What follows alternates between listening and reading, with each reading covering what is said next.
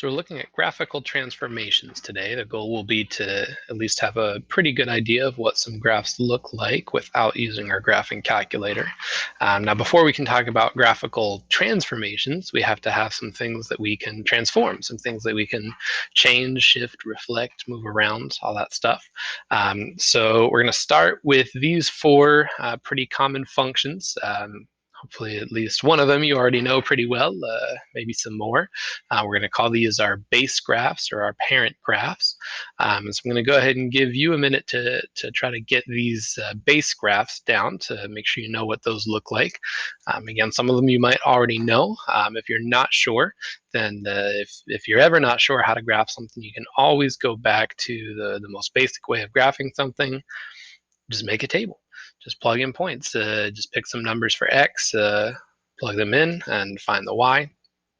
For these, try to get at least 5 exact points. So you go ahead and try to graph these 4 functions here.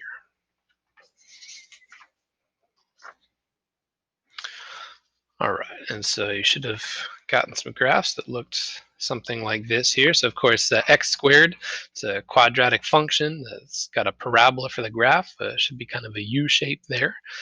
X cubed, I know Miss Tyler likes to call that Saturday Night Fever. If you are doing kind of the disco dance, your fingers go point in the opposite directions. This kind of looks like that shape there. Notice I had to change the scale there just to fit this point here. 2 cubed is 8, so that point is all the way up at 8 there. Make sure you know the difference between absolute value and x squared. This one should have a sharp corner in it. The x squared should be rounded, should be the U shape. And then also for x squared, by the time you get to 2, you're up to 4. X equals 2, y is 4. For this one, you've got a constant slope of either positive 1 or negative 1. So it's always going up 1 over 1, up 1 over 1 in either direction. Absolute value is actually just 2 different lines put together. When x isn't negative, then y is the same thing as x. If x isn't negative, the absolute value doesn't do anything. Absolute value of 2, still positive 2. And then when x is negative, absolute value just gives you the opposite. If x is negative 2, you get negative, negative, you get positive 2. And then square root I like to call kind of a swoosh shape here. This one does go up and over forever. It does keep going up. It just goes kind of slowly. These grow pretty quickly.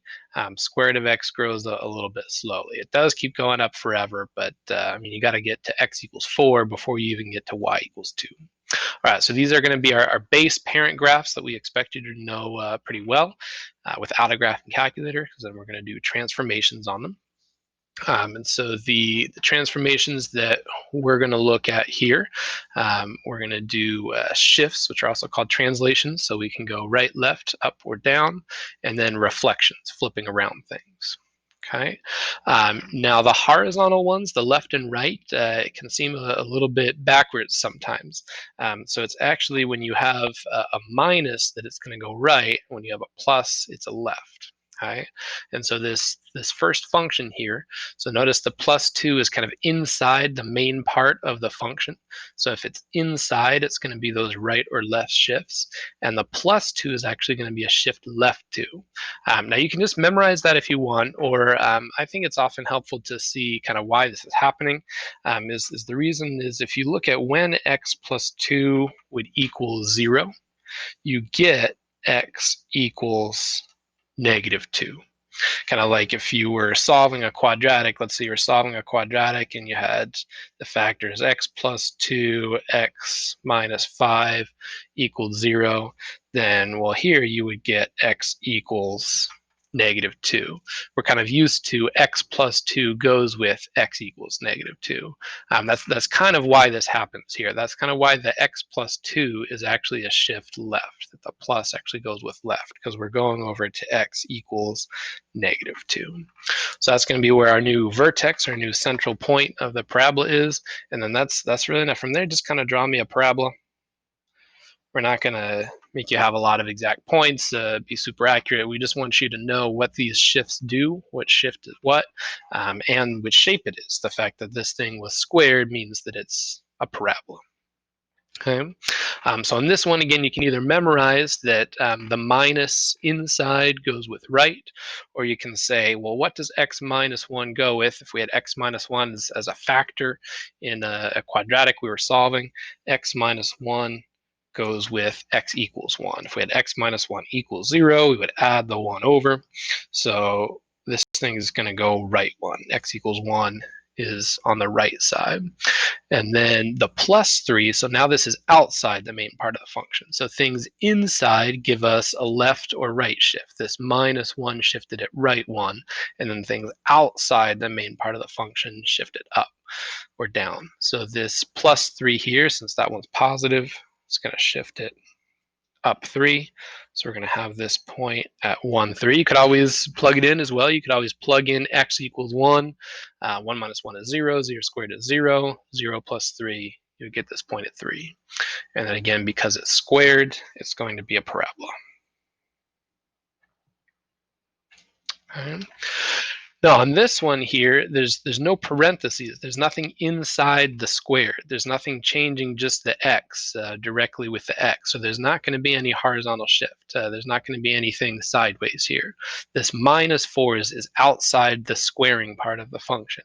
It's just kind of tacked on at the end. So we're just taking the parabola. We're taking all the y values that we would normally have, and we're subtracting 4 from them. And so if you pictured this original graph here, just taking every y coordinate and subtracting 4, every y coordinate subtract 4, that's going to move the parabola down 4. It's outside, and so it moves it up or down. The minus is going to be down. So our new vertex, the center of the parabola, is going to be down there. And again, just kind of then draw me a parabola. As long as you can find that one point and know the shape of the graph because it's squared as a parabola, you're good. Okay. All right, so why don't you go ahead and try one now. So we've just done those 3 problems. Why don't you go ahead and give number 4 a try here. Notice it's a different shape now. It's absolute value, not squared. So take a look at what the shifts are and what shape is it going to be because it's absolute value, and give me a nice rough sketch of number 4.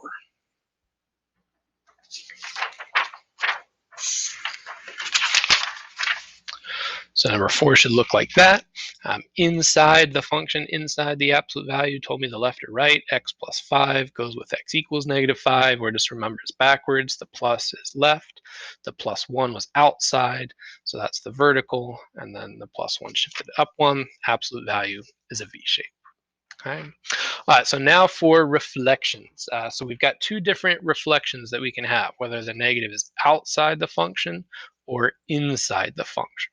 Okay, so if it's outside the function, what we're doing is we're doing the function, we're finding the y values, we're finding the y coordinates, and then we're switching the y coordinate between positive and negative. So we take our original graph that we had here, this was y equals square root of x, and then we stick a negative on all these y coordinates. Again, the square root of x is the y, so if we're putting a negative on the square root of x, then we're putting a negative on the y coordinate. So take all these y coordinates and make them negative, and it's going to flip down here. So making the y coordinates negative actually means that we reflect across the x-axis. So that's why we have this right here. If the negative is outside, the negative is on the y. So f of x is y. We go about the x-axis. I wouldn't necessarily think too much about these, though. I just do what I was just talking about. I just think about, okay, the negative is on the y's. So I'm picturing all the y's changing between positive and negative, and then I do that transformation. The fact that it's reflecting about the x-axis, okay, whatever. I just need to know I'm changing the y's from positive to negative. So the center is still going to be the same, still 0, 0, negative 0, still 0. But then instead of going this way with positive y's, now I go this way with negative y's. Okay. On number 6, though, the negative isn't on the whole function. It's not on the y's. The negative is directly on the x. That negative is directly affecting the x values. So now what happens is when I try to plug in x equals 1, I'm actually plugging in x equals -1. When you try to plug in x equals -1, you actually end up taking the square root of +1. So the positive and the negative x's flip-flop. Okay. Now remember, this is really the opposite of x. Sometimes people look at this and think, oh, that's impossible. You can't square root negatives. So negative x, can't square negatives, can't do it. Remember, it's the opposite of x. Okay. When x is negative, that turns positive. So this one's actually going to work now for negative x values.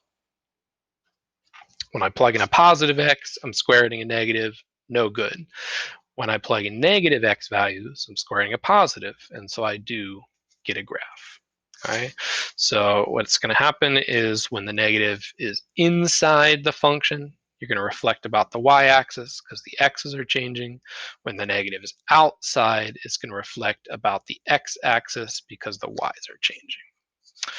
All right, so then if we take a look at this one here, so x minus 2, that goes with x equals 2. So I'm shifting to the right here. So that's going to be my starting point for the function. And then I need to think about, is that negative inside or outside? What's outside? So is that affecting the x's or the y's? It's affecting the y's. If it's outside, it's on the whole thing, on the whole function, affecting the y's. So I'm going to think about, okay, normally the shape of the graph would look like this. Well, now instead of having positive y values, I'm going to have negative y values. So the graph is going to go something like that. Why don't you go ahead and give numbers 8 and 9 a try using that same thinking.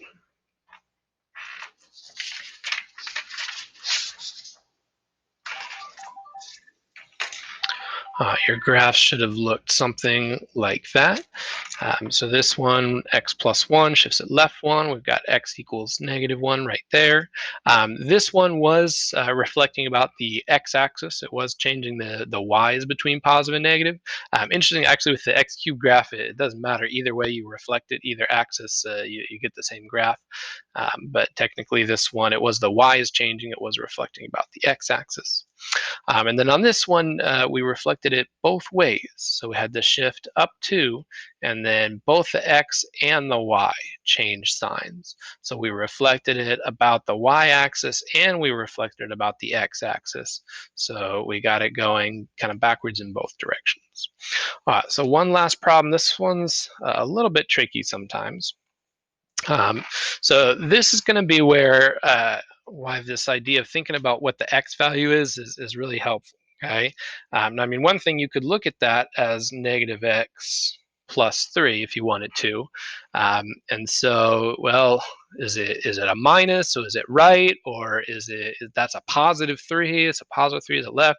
Confusing. Don't think about it that way. Just think about, okay, if 3 minus x equals 0, just like we thought about before, what's the x value that goes with that? Well, this is x equals 3. All right, so that means it has to be a shift right. And then we've got the plus 2 on the outside. That shifts it up 2. So that's going to be the starting point of the graph. Okay? A lot easier to just think about the x value than to try to think about, just memorize, like, oh, is it the left or the right? Which is it? Okay. Now, notice, though, we do have a minus in front of the x there. If we rewrote this, we'd have that negative x. Well, now we're putting a negative on the x values. So instead of going this way, instead of having positive x's, I'm going to have my x changes between positive and negative. So it's going to reflect that way. Notice this point is not going to change. This point is locked in. I have to have this point at 3, 2. That point is locked in. I'm just thinking about the shape. Instead of the graph going this way, now the graph goes this way. And so it's going to look something like that. Okay, just be a few once in a while that are kind of tricky like that. Most of them are going to be a lot simpler, like the other ones that we've been doing.